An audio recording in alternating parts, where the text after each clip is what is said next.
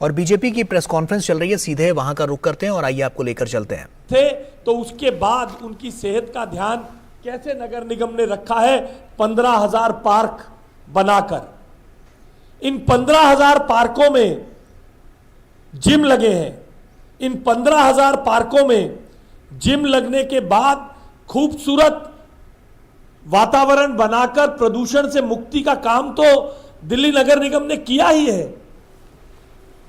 अब इनमें इन पार्कों में बेहतरीन सिंथेटिक टर्फ लगाकर यही दिल्ली का लड़का जाकर लोगों को बताएगा कि दिल्ली में 15,000 पार्क नगर निगम मेंटेन करता है। 15,000 पार्क।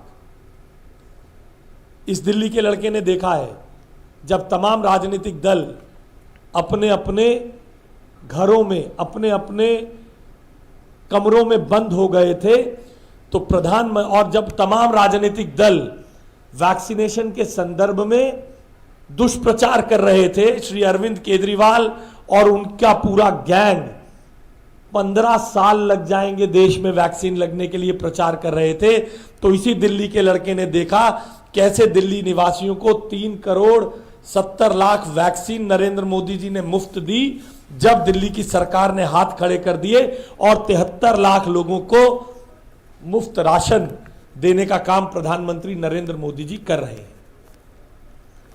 तो आज आपके परिचय मुझे दिल्ली के लड़के से कराना था जो भारतीय जनता पार्टी के इस मैनिफेस्टो की अनेक चीजें, ये मैंने उदाहरण के लिए आपको कुछ बिंदु बताए हैं।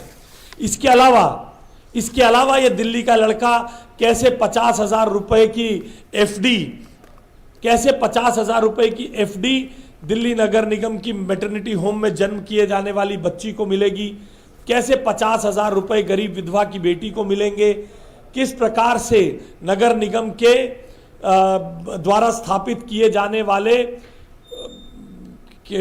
जाने वाले पैथ लैब्स में किस प्रकार से महंगे टेस्ट मुफ्त मिलेंगे।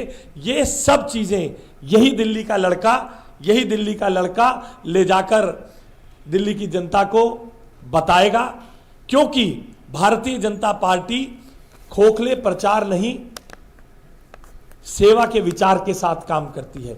यही दिल्ली का लड़का इन सब बातों को दिल्ली की जनता के सामने ले जाकर बताने वाला है।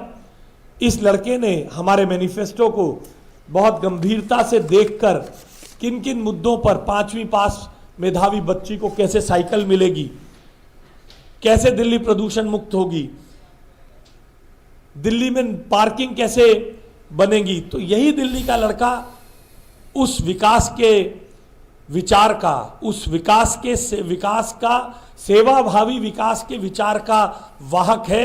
इससे परिचय कराने के लिए मैं आज आपके समक्ष उपस्थित हुआ हूं। तो ये प्रेस कॉन्फ्रेंस आप देख रहे थे बीजेपी की। आपको बता दें कि एमसीडी चुनाव को लेकर जिस तरह से जो संकल्प पत्र जारी किया उसमें सरकार की जो उपलब्धियां रही हैं उसको यहां पर गिनवाया जा रहा था कि किस तरह की स्थितियां रही हैं और दिल्ली सरकार ने किस तरह की जो नाकाफी